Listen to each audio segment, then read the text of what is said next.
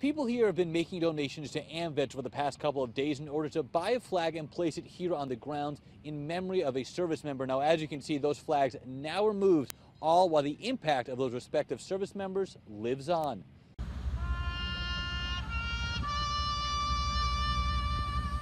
The bonds of service members are like those of families. For Martha Smallwood, that bond cemented through service, both her own in the Coast Guard and her father's in the Navy. And he was a survivor from the USS Little. It's a topic that brings with it a rush of emotions.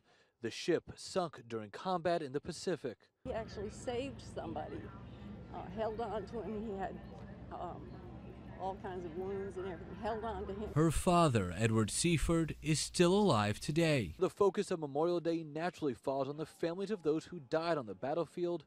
For them, every weekend's Memorial Day weekend. American Legion members Carol Barker and Derek Grimes are just as focused on helping those back from combat, struggling with PTSD. So suicide for them is the only way, because they're ashamed to come up to their commanders or to their buddies and say, I'm having problems. They're working to address that stigma head on, encouraging families to be better prepared as service members return home, calling for stronger counseling options and for vacant VA positions to be filled.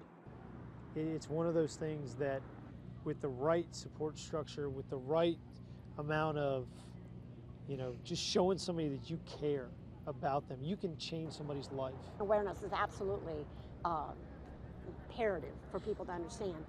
This person is not a freak. This person, there's nothing wrong with this person. They're struggling. It's a difficult discussion, one that many agree has been kept in the dark far too long. It's a discussion veterans are trying to bring to the forefront to prevent the deaths of battle from striking back home. There's someone always to call. There's someone always that will be there for them. There always is somebody.